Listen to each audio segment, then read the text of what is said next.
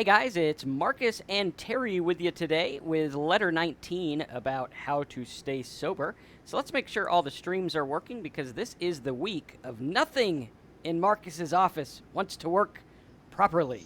If you could see the other side of what I see, there's a bunch of cameras that don't work in front of me. There's a bunch of cameras over here that don't work. And this one was glitchy, so hopefully we'll be okay with the webcam here. I just have to sit a little sideways. But today, we are going to go through letter number 19, which is titled, Why Didn't I Drink Today? Now, this letter is very big on the mind. It's very big on what's going on in your mind, how to deal with the thoughts that are going on, how to deal with unwanted thoughts, how to deal with judgments, and that little voice in your head that tells you to drink all the time that we call cravings. So we're going to talk about this stuff. We're going to get real about it, and we're going to help you stay sober. So, welcome to Talk Sober Live. I'm Marcus. This is Terry. Let's dive in. And how you doing, Terry? I should probably ask you that first, so I don't I'm seem doing like well. a jerk. All right, It's a cool. beautiful day here in California. Awesome. All right. So we'll dive right in. As usual, I'm going to read the letter, and then we will discuss and take some Q&A towards the end. If you have any pressing, needing desires that you really need to talk about in sobriety, try to keep them till the end of the letter. But if it's absolutely urgent, type it in, and Terry will interrupt me, and we'll get to your question as we can. All right, so letter number 19, Why Didn't I Drink Today? Welcome back, friend. I thought it would be helpful today if I tell you the main reason I don't drink each and every day. And contrary to what I thought life would be like for me before I got sober, the reasons are quite different than I had imagined. When I set out to stop drinking at first, I wanted to end this vicious cycle of destroying my life with alcohol. I hated what it was doing in my life, my family, and my business. Part of me wanted to stop drinking just to shut my wife the hell up so she could stop nagging the shit out of me every time I drank. Another part of me wanted to stop for health reasons. Then there was the financial, work-related reasons, and I had this grand illusion that if I would stop drinking, I'd be more productive and this big millionaire guy. Of course, we can't forget the continuous guilt over what I did and what I imagined I did while drinking and the problems that it caused. Deep down, I knew I was a better human being all around when I didn't drink. Even though I was unable to shut off my thoughts, I thought I was more fun, outgoing, and relaxed when I drank. Now, my mind ultimately knew I was better off sober no matter what. These are what I call the reasons I knew I wanted to quit drinking and live a sober life. But as I found out, they were not strong enough to keep me sober. This is to say, my fear of not having alcohol was bigger than the fears of my screwed up life, simply because my drinking was the remedy for my screwed up life. So let's get to the real dirt on what it is that keeps me from drinking as I take a drink of coffee. Because in life, we have things that we don't know we know. Or, I'm sorry, let me back up. Because in life, we have things that we know we know. We have things we know we don't know. Like I know that I don't know brain surgery. And we have things that we don't know that we don't know. Very important. Here's what that looks like with my drinking. I knew I needed to stop before I ruined everything. I knew I didn't know how to stay stopped no matter what I tried.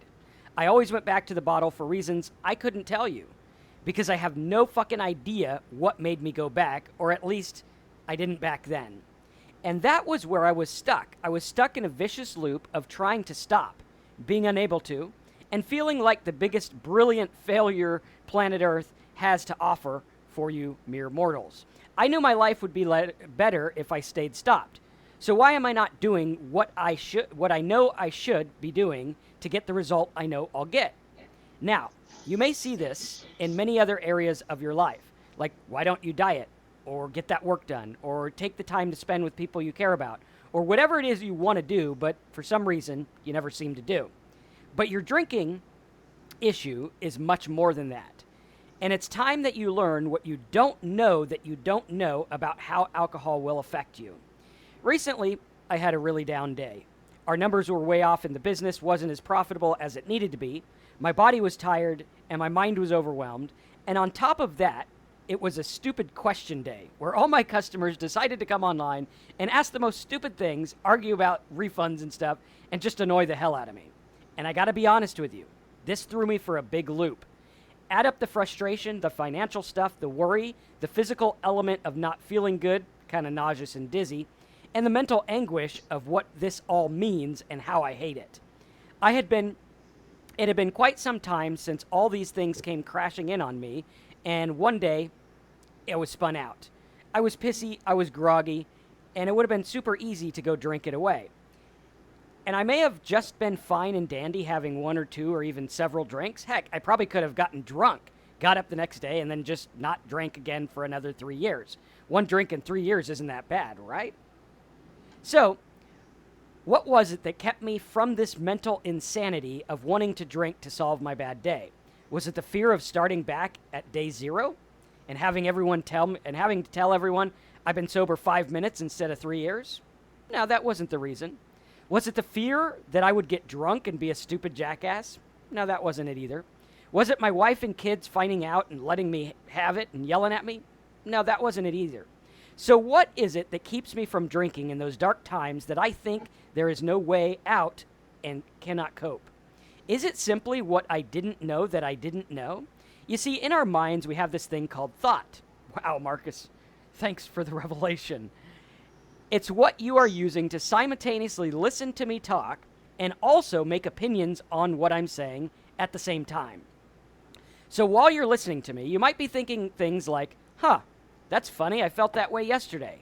Or, man, that Marcus is one crazy fucker. And on the narrator goes, day in and day out, trying to make meaning and control in a world of uncertainty. Sometimes this narrator gets a little crazy. Let's see what happened there. Gets a little crazy and talks about crazy stuff in the middle of Sunday church. Basically, we go through life with this little voice telling us what's going on, judging, making opinions, and for lack of a better word, thinking. And this narrator can be totally manipulated. Notice how when I had a bad day, it started talking about the bad stuff and getting all pissy and groggy and offering to take me out for a drink. He's always trying to get me to do or think something or not do something. And if I were going to go to the doctor and have to get some test or something, my narrator would be there to worry the hell out of me by talking about all the things it could be, the stuff I might have, and what's going to happen. He has my whole funeral plan before the x-ray on my broken pinky even comes back. He can be pretty annoying. And just like how he can be manipulated by how my day went or a broken pinky, he is also manipulated by alcohol. Alcohol is like deliberately giving the narrator the keys to my thought life, my actions, and my ability to choose to listen to the narrator in the first place. Now, I didn't know this before, and I didn't know that I didn't know it. But what happens when I drink is what I call a skew. When the alcohol is put into the body, it puts me off kilter. Even if I just have one, it puts me slightly off. So much that I probably don't even notice it all that much. But it's there, and it affects what my narrator says to me and how he says it. And worse yet, it makes me believe that the narrator and take his every word seriously. And he starts to say things like, "You don't really like your life. There's something wrong with you. You're not good enough. You're never smart enough. Your life is a mess. I hate you. I wish you were dead." And because he says all this, and I believe it, now I need to shut him off. And the only way to do that is have another fucking drink, which is what is fucking lame ass wanted all along. That's what he wanted all along. I can't talk today. So that he could talk and be taken seriously and have the last word and whatever. My narrator is a total control freak. Sometimes I wonder if he just wants me to kick my own ass. And what most people don't realize is that the narrator does not need to be given the time of day. That's right. You don't have to listen. Just because your mind thinks something does not mean something else. Let me explain what I mean. All throughout our lives, we are always assigning meaning with various things. From losing my job means my boss sucks, to crazy people in my family who think earthquakes mean God is mad. And we do this with our narrator too. I thought this, therefore it means I'm bad. And the funny thing is that it has nothing to do with reality. It has to do with our programming. We are programmed by life to believe certain things.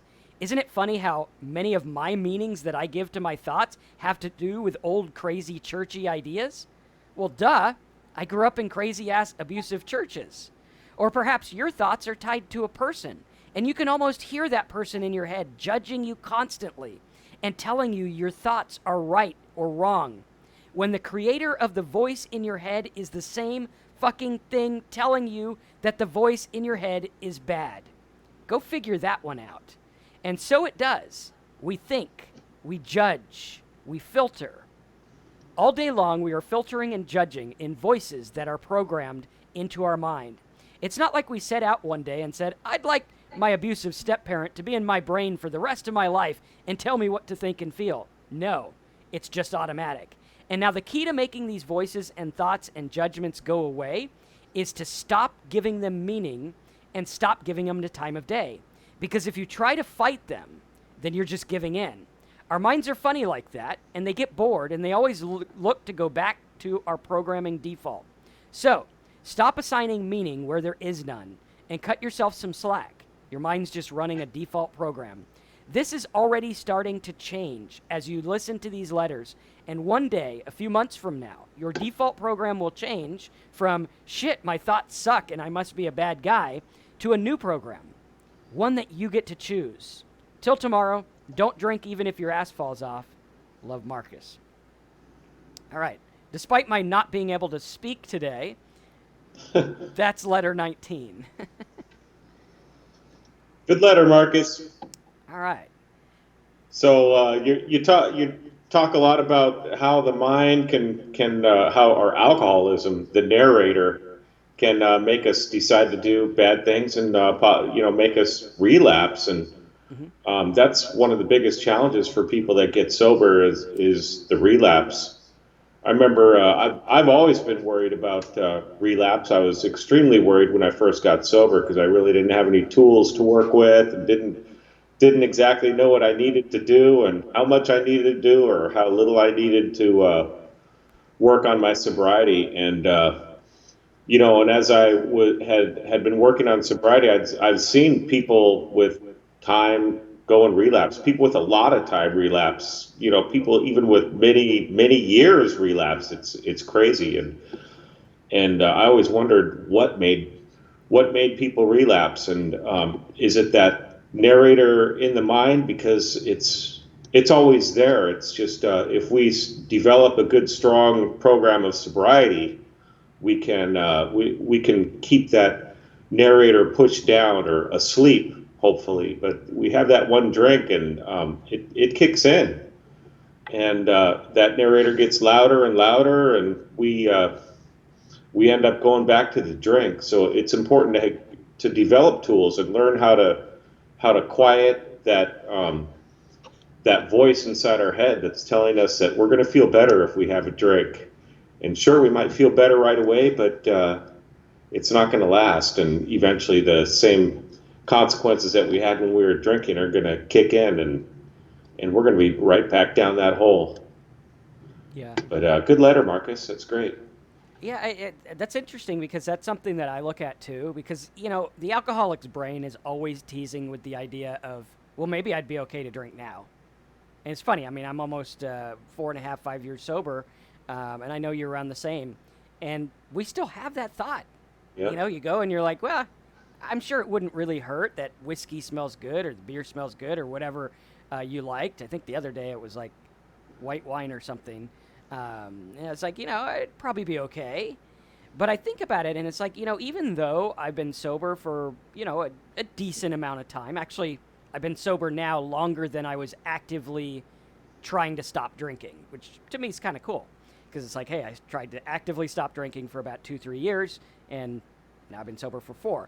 But I look at that, and even though that time surpasses the time that I spent really, really working at it, I still think about that stuff, and I know, even with the mindset changes today, I know that the little thing can tweak, just like in the letter where I talked about, I had the bad day, and it started to tweak me, and I started to get that little bite to my thoughts. And I was unable to recognize my thoughts for what they were.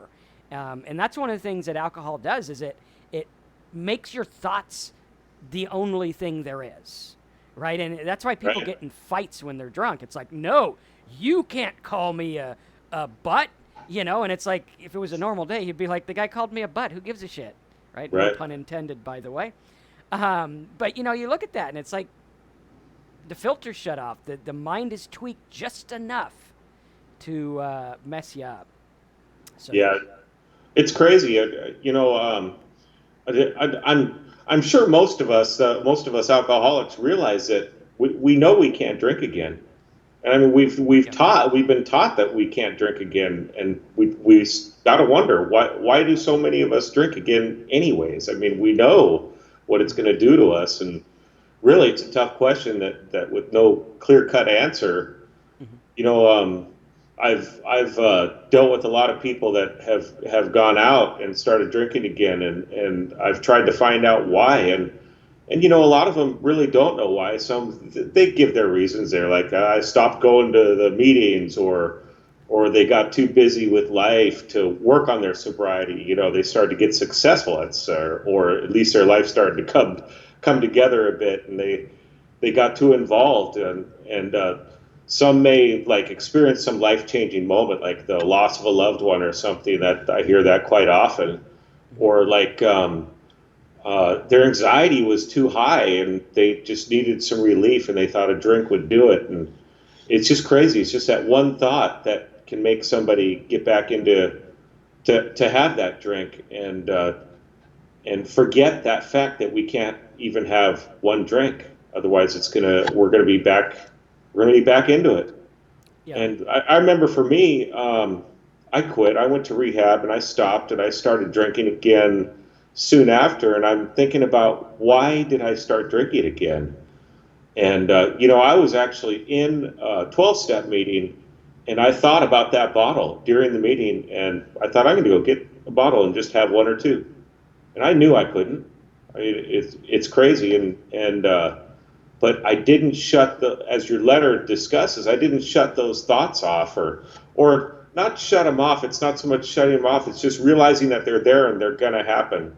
No matter how much sobriety we have, it's just something that's part of us. We all have these crazy thoughts, and whether they're about alcohol or something else, it happens. That's part of our mind. And the key is to not act on them. Yeah, and I think also it's like we're giving meaning to the thought of I want to drink. Right. Because when you say, like, in your mind, I want to drink, you can think of all the reasons you want one. I can think of 100 reasons to go drink right now. Sure. Tons of them, I mean, just tons. And you look at it, and it's like, I can also say, and I really want to drink right now, and you don't have to give into it. You don't have to have it. Like with anxiety, I still suffer with anxiety, and sometimes it gets really bad. And I look at it, and I'm like, well, I have anxiety, and so what? That's what I have. I Yeah. can go drink and make it worse, or, go back into the drinking spiral. For what? About 4 seconds of relief until it gets worse, And I find that relief comes by not taking your thoughts seriously. Like we are taught in American culture that our mind and our thoughts are all there is, right? And we're like, this is the way it is. You think this. Like, I remember going to church, and they're like, as a man thinketh, so is he. A man thinks in his heart, that's who he is. And it's like, well, not really. I mean, my thoughts aren't even my own, because I didn't come up with the American language or the English language or whatever language you speak in, right? I didn't think of that. I didn't come up with it. I didn't come up with these thoughts about computers and work and cars and things. This is all stuff that happened as a surrounding. And we look at it, and it's like drinking. You wonder why you want to drink, or you think about drinking. I mean, watch a football game. If you could take a guy who hates beer, and by the end of the football game, he'll be like, hey, that guy drank beer, and all the pretty ladies are coming and hanging out with him, and he feels great, and he's got a new car, and there's horses that are 10 feet tall that bring the beer in on the thing. And it's like, of course you're going to think that. You're programmed. And what I want you guys to look at is the fact that we're just running a program. When you get cravings to drink, you're running a program. It's not bad. It's not something that means you're weak. It's not something that means you're stupid or dumb or can't hack at sobriety. It means that's what happens when you drink, right? Like if I take this cup and I hit myself on the arm with it over and over, pretty soon you come to me with a cup, my arm's going to start to hurt even though you haven't touched me, right? Why? Because I'm running a program. Your brain's the same way. It's like I remember, I think it was Larry in rehab. Remember he did the lemon thing, and he said, I want you all to visualize and act like you're holding a lemon in your hand, right? And I want you to really think about it and see that lemon, right? And what happens is we start to get like a little pain around this area of our jaw. We haven't had a lemon, Right. right? And I just got it right now. I don't know if you did. Yep. But I I sure did. right? And it's like that, like when you, like battery kind of feeling. Does that mean we're weak because we feel the lemon? Oh man, I should be tough against the lemon. No, that's the way it is. And I've had a lot more beer than I've had lemons, and imagine how much worse that is on the brain. So, Exactly. Yeah, let's hit up the questions. It looks like we got quite a few coming in here. Right on. Hey, hi, Marky and Matthew and Nighttime World. That's what welcome. Marky, his first one was I get bad thoughts, so that causes me to get panic attacks because I think I'm turning crazy, and alcohol will that's why they call it alcoholic insanity. It can make you crazy. It exemplifies for me. It exemplified all of my thoughts, all those thoughts that we just discussed, trying to push down, and it just made it worse and worse. And alcohol seemed to be the solution. It calmed me down, but in the long run, it didn't. It always came back, and it came back worse. Yeah. Matthew, let's see. I've always thought that's why they call it the devil's juice. Yeah. Nighttime World said, I drink every day and I want to stop. It's just a few cans, but it's every day. And what I've experienced with other people is it doesn't necessarily matter how much you drink or how little you drink. It's really what it's doing to your life. And there's been, I drank for a long, long time under control and had control of my life. And I don't consider myself as an active alcoholic back then, and then it just got worse and worse. So where was that turning point where I started to where I was in active alcoholism? I don't know. Maybe I was an alcoholic back then when I was drinking the few cans of beer every day, or I'd have a couple beers and a couple glasses of wine is what I'd usually have. But it's hard to say. It's really for you to decide. And like I said, are you continuing to drink despite negative consequences? Is it affecting your life in a negative way? That's something you really need to look at, but it's something that you have to decide.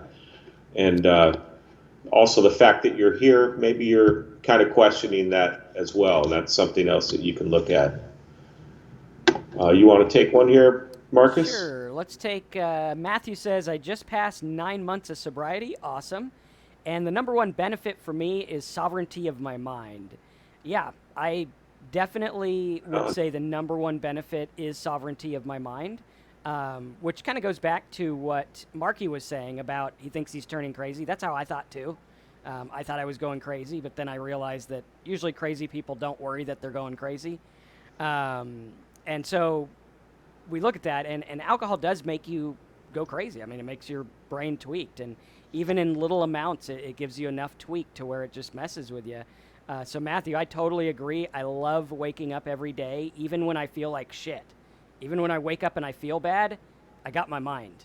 And I'm like, hey, you know what? I got my mind, and that's good. I'm not a slave to my thoughts. I'm not a slave to my programming anymore. I can run a new program. I can realize things. I can laugh when my brain goes a different way, right? I can do a lot. Nighttime World says in Canada we can smoke pot, so I might go back to that. Well, watch what it does to your mind. Some people can do it, some people can't. For me personally, I equate that with anxiety. Last time I had that years ago, made my anxiety off the charts.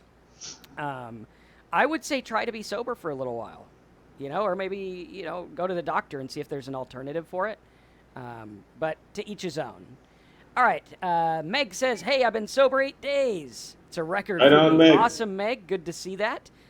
Keep going. I remember last week I think it was you last week, I said, hey, stay sober till our next one. So go again and you'll be at 15 days and we'll throw a party or something. I don't know how that would work on a live stream, but we'll have a little party or something. A non-alcoholic party, to be clear. All right, you want to take... Yeah. Well, I'll take Marky's... whoops, just lost it. There it is. Wait, let me go a little earlier. I scrolled way too far. No problem.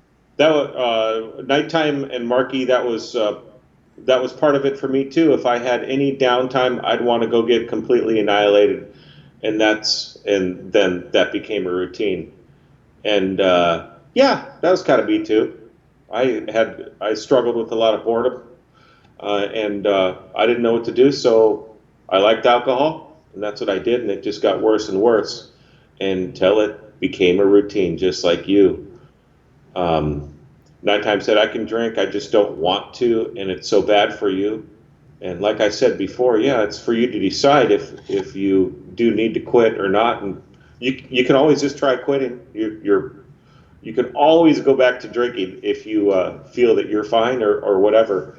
But if you're an alcoholic, it's gonna cause damage. Well, and that's an interesting thing too, because I remember when I got sober. I don't know if it was the same for you, because I've always kind of had this like thing in my brain where I'm not really like a grown up yet. I always feel like I'm like a kid. And when I started to get sober, I was like, oh man, I can't drink anymore. And it's like, well, who says I can't? I'm a 35-year-old, 34-year-old at the time. I can drink as much as I want, whenever I want. You can do anything you want to do, as long as you're willing to pay the price. What's the price for me taking a drink today? I could go to lunch. I'm going to go. I just started going to the gym again. After the gym, I'm going to be dead tired. Hey, let's go for a drink and chill out because we're going to the gym again or whatever. I just exercised. Shoot. Good. But what's the price? The price is mental clarity. And I don't know how bad the mental clarity will get skewed. Could be a little, could be a lot, could turn into one a day. Who knows? I could have one a day for the next 30 years. Am I willing to pay the price? The price is, well, I could go back and I could be completely a slobbery, crazy drunk, which I know how my mind works. And I know it wants to go down the path. And so I'm not going to try it. I'm not willing to pay the price. So, let's see. Right on. One more thing Nighttime said, I know I can never not drink, so I'll just drink a little, 2 beers a day. And great. That sounds good. You can not drink. It's no problem. I work with one guy in particular. He's a hardcore motorcycle gang dude. He thought that he'd be the first of his family to go. He's the last one alive now. He's sober, been sober 36 years, and he has no problem at all. And he says he has just an absolutely blessed, wonderful life. So it can be done. I haven't had a drink and going on my 5th year, and so it's the same with Marcus. So it can be done. It's not a problem. And I remember feeling that way. Like I was like, what is life without alcohol? Right. You're taking away my anxiety medicine. You're taking away my everything. Alcohol was for me like the solution to everything, but also the problem. And when I sat there, I thought, oh man, I got to at least have one. I mean, a football game, a wedding, one. Come on. What do you want me to drink water and, wear a little pinwheel hat and sit in the corner? That's how I thought. But none of that's true. Like, I don't have to. I don't miss it. I don't care.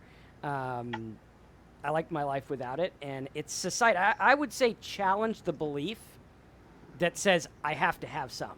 Because I'll bet you it's not your belief. I'll bet you that's something that's a program. You're running a program. You're like, got to drink. I mean, Tom and Jeff drink over at the Five and Dime or whatever. I don't even know what a Five and Dime is, but there's dimes and fives there. I don't know. But I got to, right? That's not you deciding. That's you wanting to fit in. And you can fit in without alcohol. Um, it's actually more fun. So Yeah. that's Nobody my 2 cares if cents. you have a drink or not.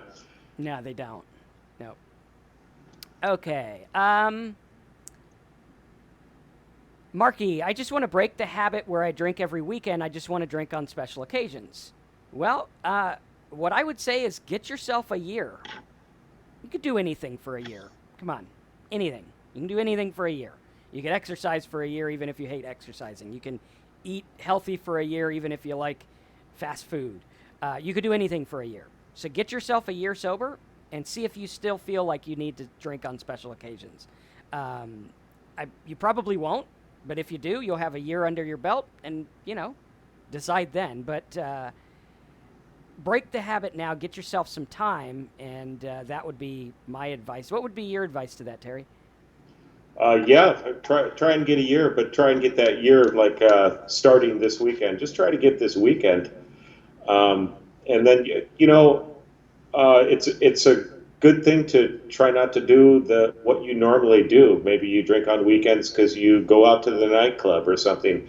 Maybe you can take a weekend off of that and do something else. Figure out, I don't know, go to a movie or something else you like to do. I do stuff during the day. I go hiking, bike riding, things like that, and then I'm too tired to do anything in the evening, so I watch a little TV and go to bed. But it's really difficult to just say I'm not going to drink, but I'm going to do everything else like I've been doing, especially early in sobriety. There's just too many temptations out there. You don't know what's going to trigger you to have a drink, and then you're going to get the efforts and just say, I wasn't going to drink, but I guess I'm going to. So really trying to make a game plan out of the whole thing. And it helps if you have somebody you can talk to as well, or maybe you're going with somebody else to whatever you're going to do that they're not going to drink as well. So that's kind of what I do. And Katie says, sorry, I have 1 month on the 12th. Thanks for your Awesome. help on living with someone who drinks. Your videos have helped me through. Marcus, you totally get it. It is so refreshing, and good job, Marcus. Pat on the back. I remember seeing you. It was a couple webinars ago, I think, Katie, and good job on making it for a month. It's a difficult thing living with somebody who drinks. Yeah. That's tough. All right. Christine says, I am not sure we can pinpoint a reason for going back out. It's the disease that makes us run our lives on emotion rather than on intellect. Emotion seems to win over intellect. And yeah, that's a very good point. We start to listen to that narrator in our mind, and it convinces us to have a drink, and it just takes that one little thought and that one little action, and then we're back at drinking again. A huge part of my getting sober was changing my perspective on life, and that's what what these letters are trying to do, is get us into this sober mindset. And I wish I could tell you exactly what made me decide to change my perspective and what actually changed my perspective, but maybe it was the fact that alcohol almost killed me, and then after that, I don't know why, but I didn't crave alcohol anymore. I had the cravings here and there, but not that much. But I developed a new perspective on life when I literally woke up after almost dying. I decided on 3 things, and you'll hear this in 12-step rooms too, but it's really true. I decided that I was going to be honest. I kind of had destroyed everything in my life, so I kind of had a clean slate, and I was able to just be honest from that point on. And then I decided that I was going to be willing to do whatever I had to do to stay sober, and that was develop the tools that I needed to do to use on a daily basis. And I also decided I was going to be open-minded and listen to what other people said. I heard what other people said before I got sober, but I didn't listen and take it to heart and realize that, hey, these people that have sober time, they know what they're talking about. At least they know what they're talking about, what works for them. So I just tried to kind of copy what they did, and um, I also developed this attitude of just trying to get this stuff done, and trying to take action in these things with my honesty and my open-mindedness and my willingness. It's great to be that, but if you don't do anything about it, it's you're not going to get anywhere in sobriety.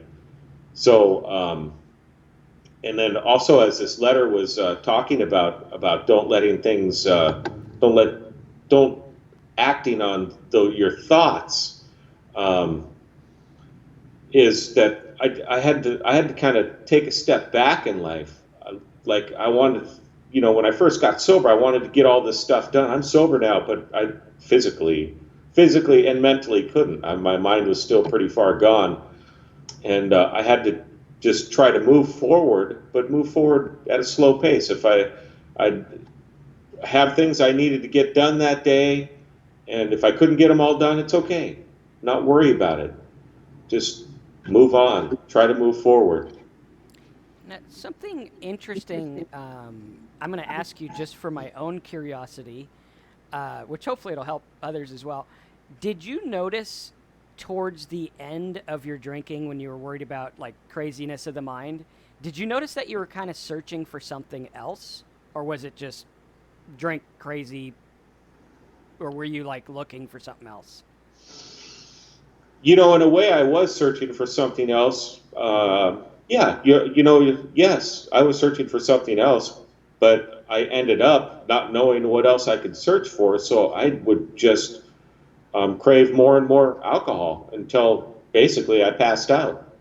Now, did any of the stuff that you were looking for carry over? Because I say this because I always like to reverse engineer everything, and if we can kind of figure out what helps us, like what is it that is going on in our mind before, during the time we are like, I'm going crazy, I'm drinking, and what happens after. So like if you look at me, I started listening and reading certain things. I started looking for certain help towards the end. And I Right. look at that and I'm like, even though I interpreted everything in my insane mind back then, once I got sober, that kind of did carry over, right? Like I look at it now and I'm like, okay, the core beliefs that I was struggling with, because back then it was like a blow. Like I questioned everything when I got sober. It was literally like, Right. Do we wear our shoes backwards today? It was like down to everything. Sure. Um, That's and typical. so, Overanalyzing. Yeah, yeah, absolutely. yeah. And then when I got sober, it was kind of like, well, shit, everything I always believed is up for question. Like my Right. deepest held beliefs that I'm right about, because I'm right. I am right. Like you look at politics, and if you go on Facebook and talk politics for 5 minutes, everyone's right, right? I'm right. And they're willing to just duke it out because they're right. And it's like, to what end? To what end? And if I'm Right. always right, I'm never listening to someone else. And those are kind of things that I learned. And when I was getting sober, I look at different philosophies of life that started creeping in, and I started questioning them and saying, well, could this work? Is this guy a nutcase? And then when I got sober, it kind of carried over. So what I wonder by that is, are there people that are dealing with the craziness that have on the tip of their tongue the solution, but they need to go get sober long enough to figure it out? Does that make sense? Yeah, it sure does. And some of this stuff did carry over into my sobriety. And, I've heard people say that they're addicted to more when, their problem is alcoholism. And, I feel that way often. Every evening, I have dinner. I'm not hungry anymore, yet I crave. I crave something more. And how do I not go and grab that bag of chips, an hour after dinner when I'm not hungry? I just want something else. I want more and more. And if I don't like figure out something else to do, like work on a project or writing or doing something that engages my mind, cleaning something or working on a bicycle or something like that, I'll cave in and I'll eat that whole bag of chips. It's hard that the addiction is still in me. I do crave more stuff. And what you talk about listening to things, and I'm sure that helps a lot. Hmm. And I do a lot of reading and some philosophical things, and that helps me as well. But it's something that I have to be aware of. Absolutely. I think it was P.T. Barnum who said this, and you guys will like that, especially Marky, since he mentioned the cigar. Years ago, he was writing a book, and he's like, "What about cigars? You know, people have cigars, and what does a cigar make you want? More cigars. Like, if I don't have any, the craving's pretty low. But if I have one, then I'm like, oh man, I gotta go get a box, and I gotta make sure I have enough, and I gotta do this." Same thing with drinking, right? Even if it doesn't tweak your mind that little bit, which it will, but let's pretend it didn't. What it's going to do is it's going to make you want more. It's like, they put salty things in the bar so that you drink more. Right? They do it on purpose. Salt makes you want to drink. Drink makes you want more drink. Cigars make you want more cigars. Chips make you want more chips. Exercise. Some people are totally addicted to exercise. I wish I was one of those people, but I'm not. But, it's kind of like the way the mind works. And if we look at that, and if we step back, instead of saying, damn it, that's the way my mind works, I got to have the whole, just say, well, shit, I had a bag of chips, Yeah. tomorrow I'm going to do something to lower my cholesterol or whatever it is, and that's kind of what we look at, but that's the way we're wired. And I think in sobriety, I really learned acceptance for myself, acceptance for, hey, you know what? This is where I'm at. Doesn't mean anything. A lot of people think, oh, I'm an alcoholic, therefore I'm weak. I'm the guy in the corner who can't drink. I'm a punk that has to go to rehab, or whatever you think. Right? And these things aren't so. They're not true. Sometimes we got to go to rehab. Big deal. I went to rehab. Actually, last night I was reading, I have another blog that teaches people finance advice. And I was reading the comments of people when I went to rehab. That was hands down. So here I am worried that people are going to be like, Marcus is weak and he can't drink. That was hands down the most comments I got on any blog post in my almost 18 years of doing internet marketing, was the one when I said I was going to rehab. And they were all glowing, good comments, rooting for me. And that's the same thing. And if you guys are here and you don't have anyone rooting for you to stay sober, you got me and Terry, and we root for you. And you can come on here every week and say, hey, I got 8 days like, who was it? Meg has, or almost at a month like Katie has, or 9 months, whatever it is, do it. We're rooting for you. You can root for each other. And that's one of the things that's good is there is a community here. There's an awakening happening about these things. There's an awakening happening like, hey, it's no longer the norm to be the drunk dad after work. Like, I know in like the 50s or something that was like the norm, but now we're starting to awaken and be like, hey, this is how it works. Marky says, how can we send donations? What you can do is you can join our coaching. I don't want to take donations because one, we don't have a tax ID to be able to do that, to give you guys the break, and I want to give you guys something back.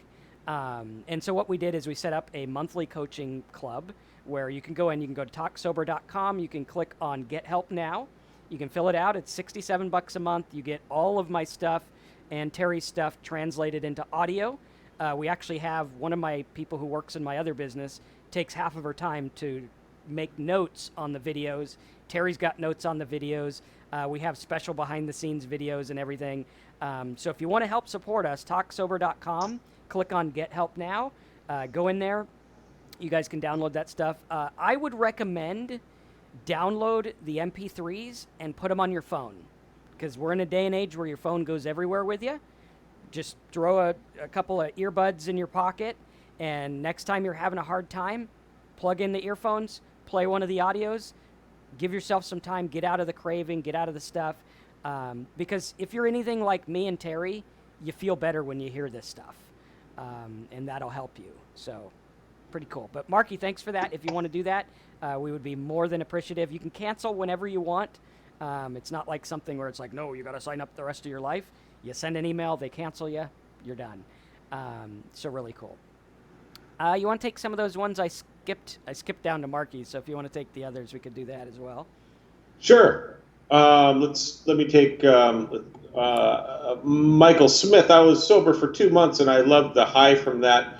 Then it wore off and I started drinking again. I'd like to quit, but I'm afraid of that high wearing off. Yeah, that was one of the biggest things that kept me from sobering up. That before I went to rehab, was I was afraid of that high wearing off. Actually, I was also afraid of the detox that every time I tried to quit that I had experienced it. That was a huge fear of mine. But that's why going to a doctor is absolutely imperative. They can make that a lot less. But being afraid of the high wearing off, man, when I got sober and I knew that I had a way to stay sober, my high was much higher than anything alcohol would give me. I was just unbelievably happy that I got through the detox and that had a solution to my alcoholism, and that's I've been riding that high for 4.5 years now. I wouldn't trade my worst day in sobriety for my best day when I was drinking. It's unbelievable. True. Very Jimmy true. says, I think that my negative core beliefs in alcohol has given me deep shame, guilt that contributes to a bad social anxiety. It's gotten to the point where I'm very closed off, and it is affecting my work/life. And that was also me.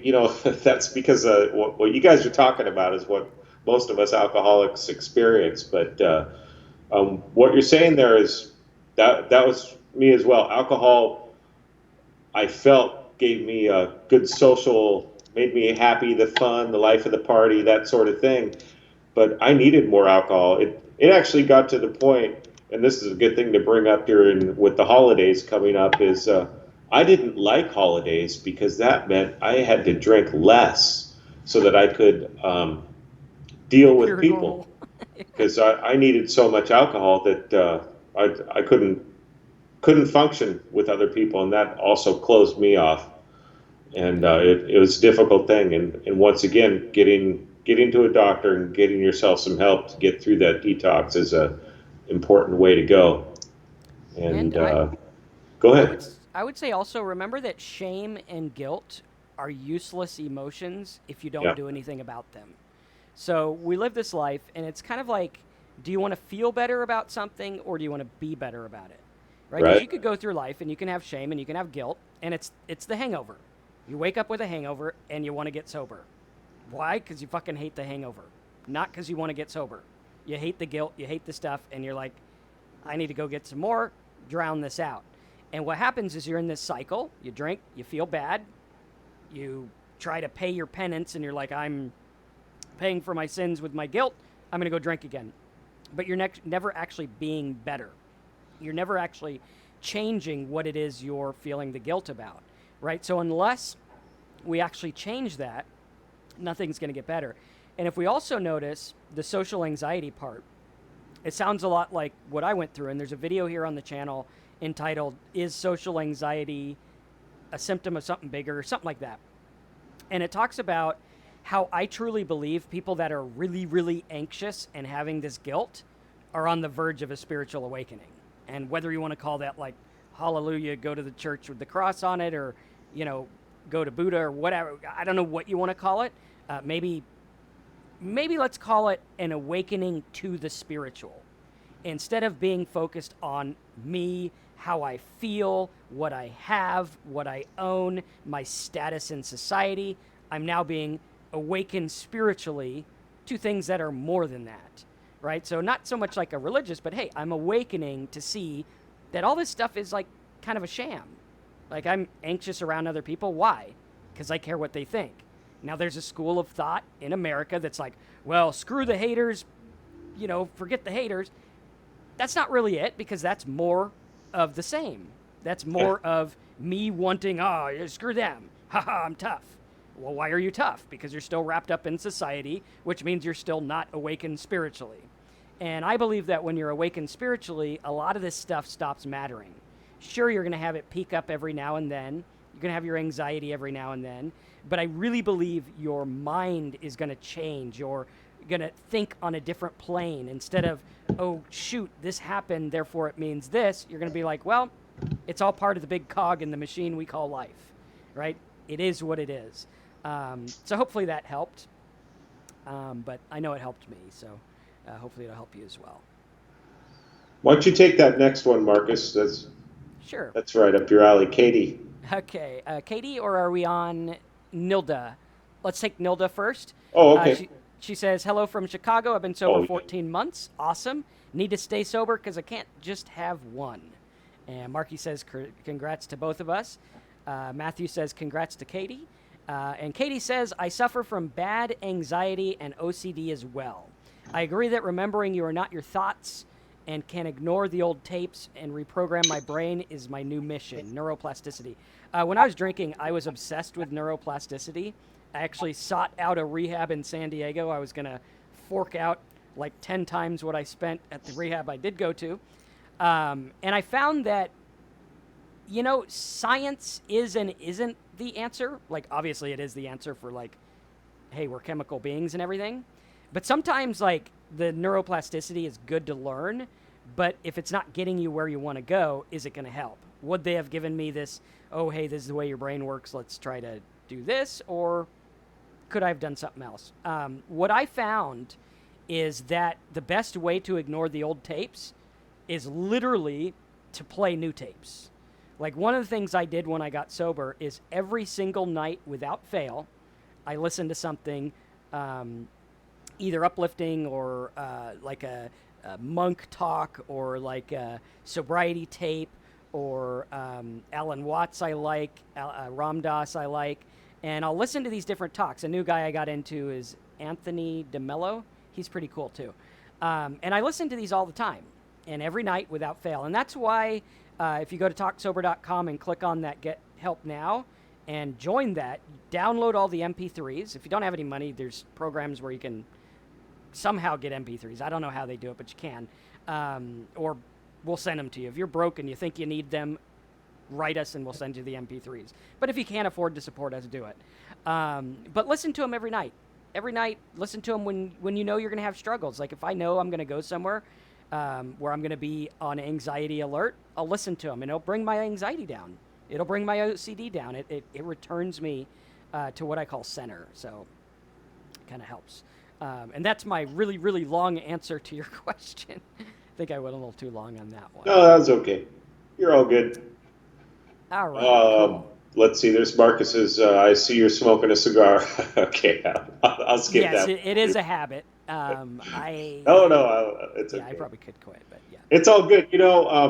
About that. When I first got sober, I was smoking cigarettes, and the doctor told me to you need to quit cigarettes and alcohol, and all the recovering alcoholics I met, they said, don't you dare quit smoking cigarettes. Alcohol's going to kill you right now. Cigarettes will kill you later. Worry about that later.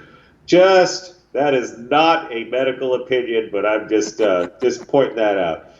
So alcohol is something that will affect you now if you are addicted to it. That's what one should probably focus on.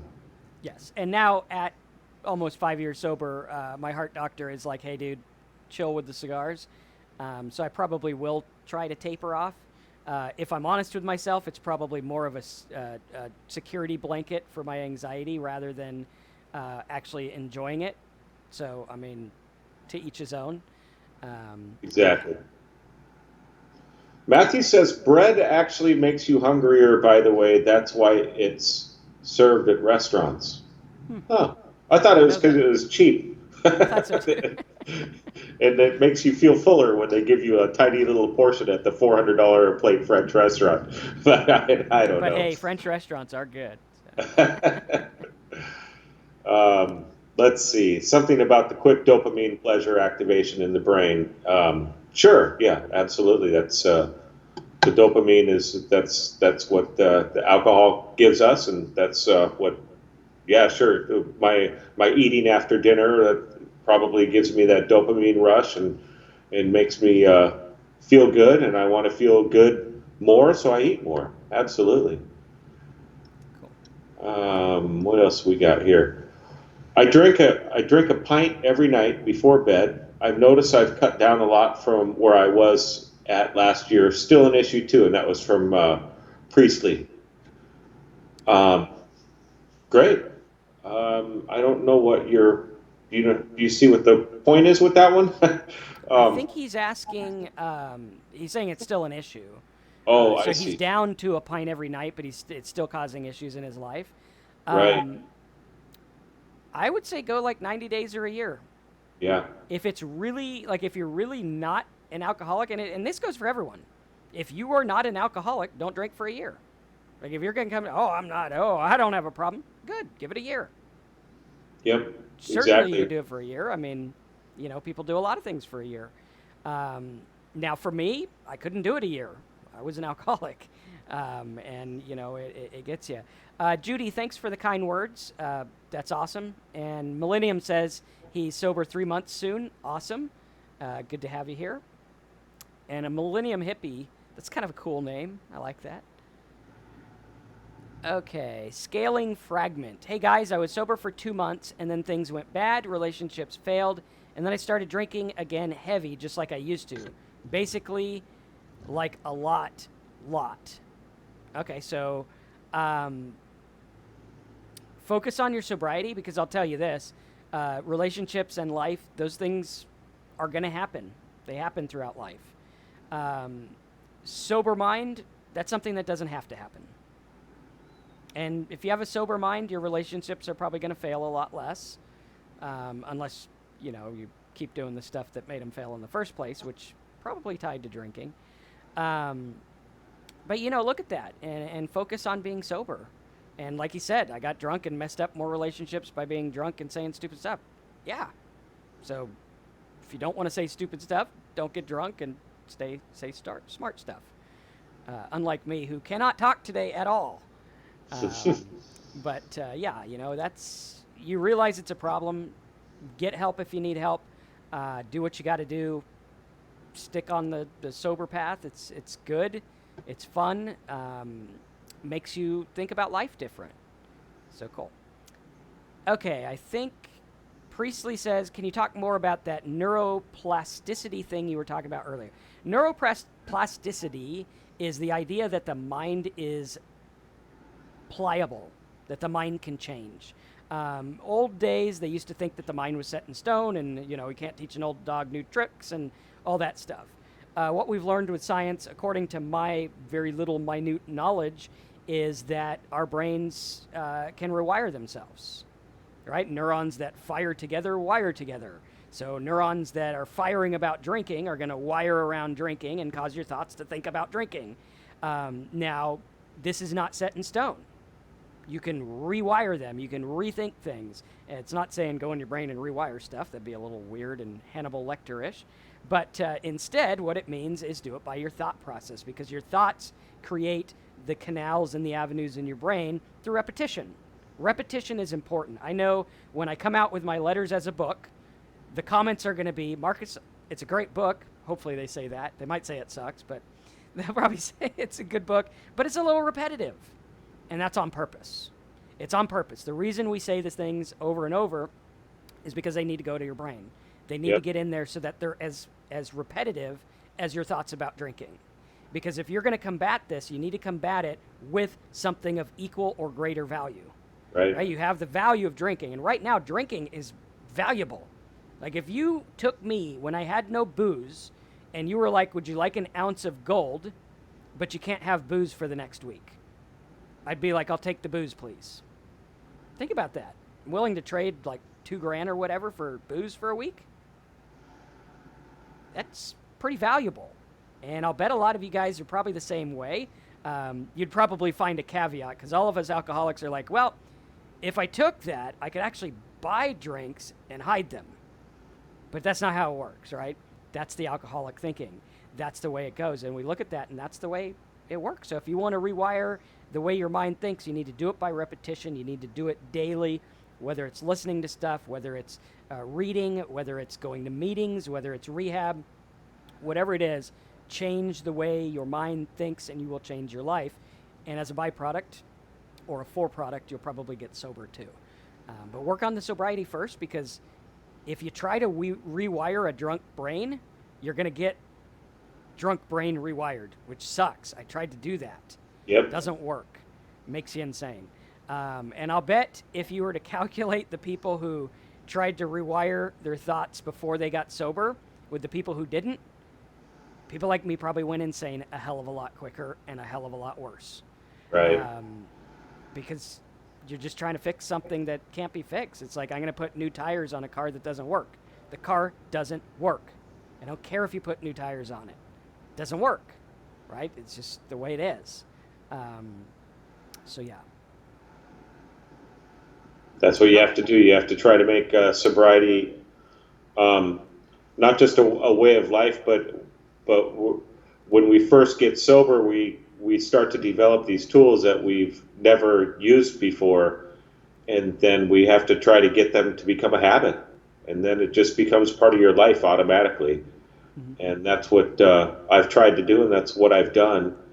But at the same time as this stuff being my sober actions are part of me and they're a habit, at the same time I have to be aware of the fact that I can go back at any time, and that's the scariest part about this disease. We can push it down, but it's there.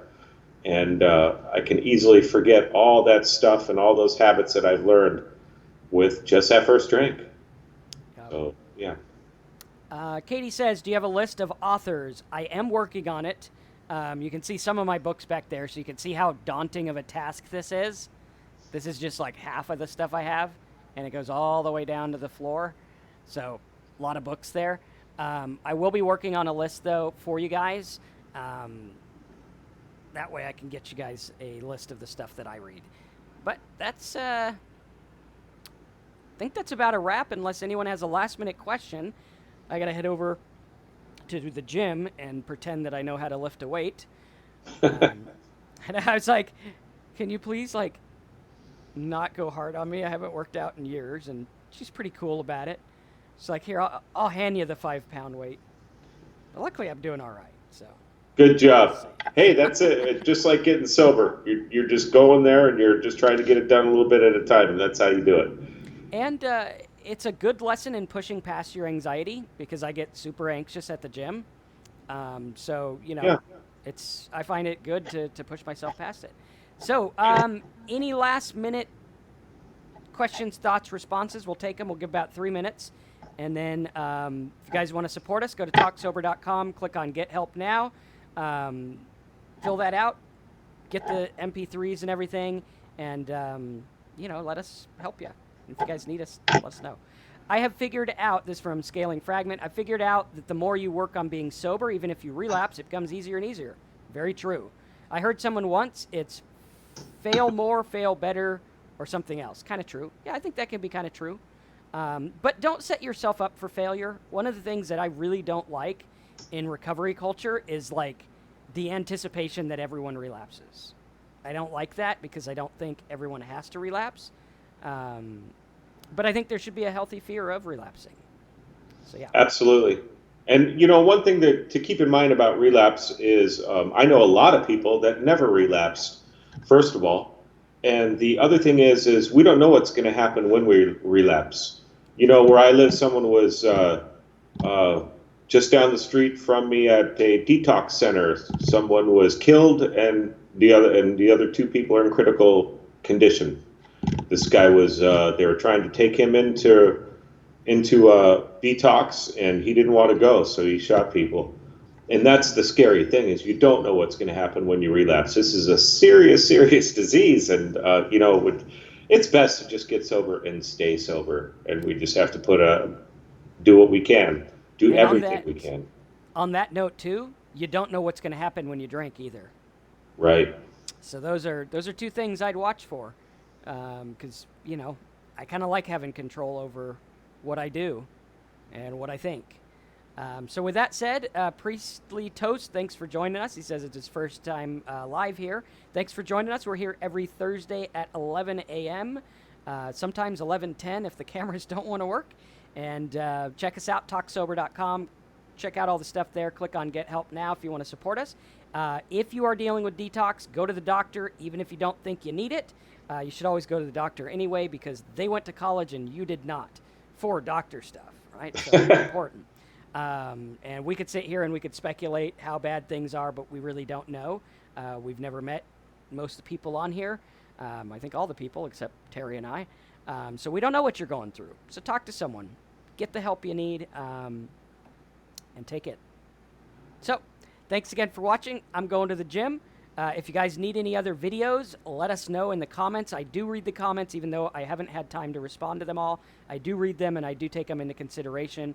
And one of my goals for the end of this year and next year is to keep on with the shorter videos. So if you guys got any ideas for that, let me know, and we'll start making them. So thanks. Stay sober, even if your ass falls off, and we'll see you next time. Thank you, everybody.